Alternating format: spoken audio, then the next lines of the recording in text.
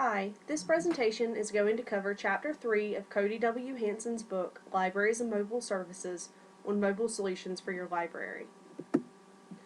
The goal of this chapter is to have librarians understand how patrons access their library through the use of mobile devices. The best way to do this is to try using your library's mobile site for a while. Hanson suggests 1 to 2 weeks of mobile access and keeping track of things that are difficult to do and parts of the library site that are difficult to access just by using a mobile device. One of Hanson's other suggestions is putting together a focus group and asking people with different mobile devices and operating systems to help test out the site. Because there are differences between each device, between Android and iOS for example, collecting data from just one device may not be a clear indication of problems with the mobile site. You can also check your site on a website that will evaluate it for mobile friendliness. Mobile OK Checker is what the article suggests. Some good rules of thumb are to make sure that the site fits well to mobile screens. Text shouldn't be tiny and links shouldn't be too close together. Mouse overs don't work on mobile, so they are best avoided altogether. If the website contains multimedia, flash content should be avoided because most devices don't support it.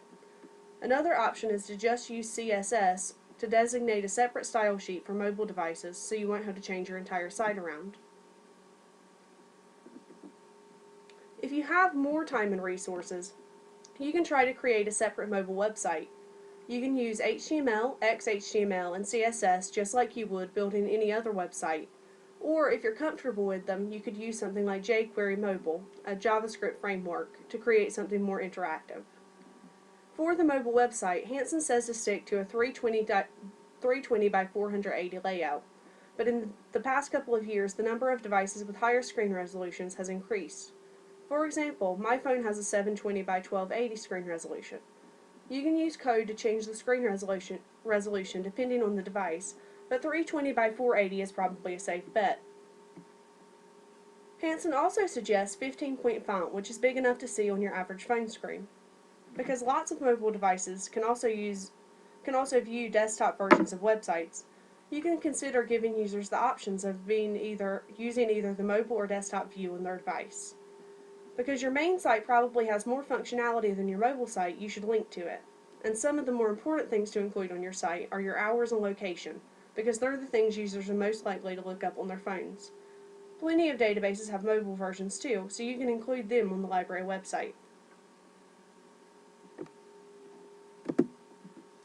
If you're interested in doing something a little more advanced, you can consider creating apps. Some examples Hanson gives are creating custom interfaces to allow interactions with other apps and creating a mobile optimized interface for a link resolver so users could browse electronic titles, assuming your vendor doesn't already have an app. It's also possible to access PDFs on mobile devices.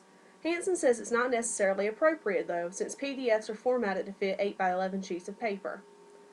I, on the other hand, love reading PDFs on my tablet and find that a lot of the time when I try to download them, they say that they're not formatted for mobile devices. Geolocation is also something interesting to play with if you want to be able to give your users access to some things only when they're in range of the library. Hanson warns against creating a mobile app just for the library website though, because there are chances of people finding it and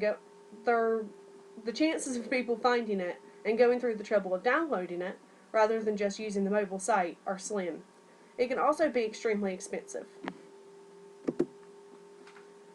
My questions are, have you tried using the UNCG's library website on your mobile device? If so, was the information you needed easily accessible?